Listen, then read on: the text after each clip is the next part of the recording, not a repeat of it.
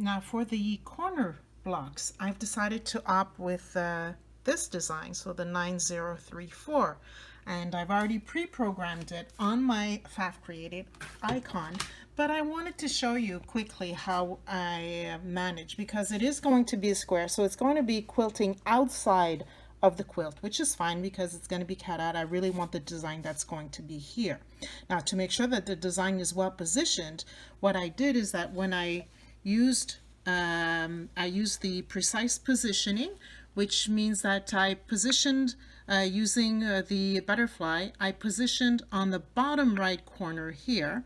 So I clicked here, and so I see with the plus sign, whoops, let me try this again. The plus sign is really positioned on the far bottom right corner of the design.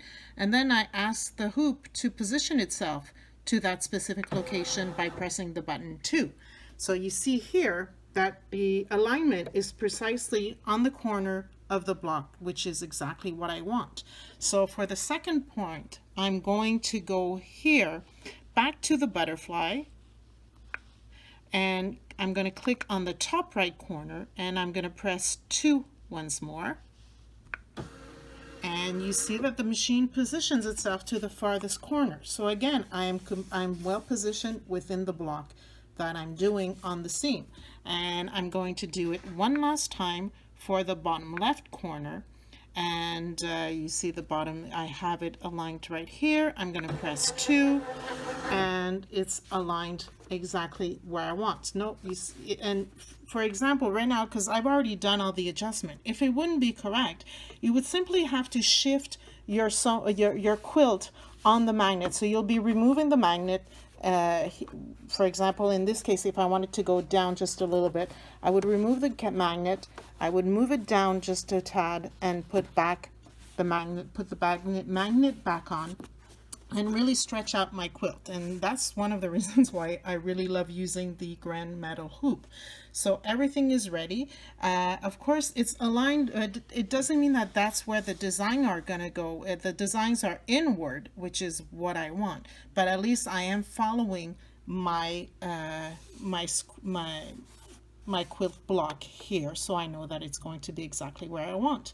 And so once that is done, the precise positioning is done, I click OK, and it's going to be ready to start this stitch out progress. So now I'm ready. I know practically it's going to take me 11 minutes to get that pattern onto the quilt, and I just need to press play here, and it's ready to start.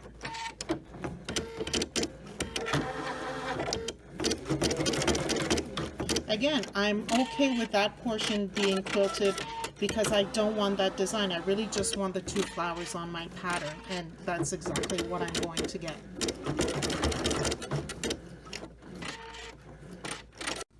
And here's the design. I actually stopped once the design I needed on the quilt was finished. I simply stopped the sewing machine and stopped the embroidery actually. And when I'm going to be moving to position the other triangle that I need quilted, I'll simply go back to my stitching out here information and just mention to start back at stitch number 1, and I'll just be replaying it.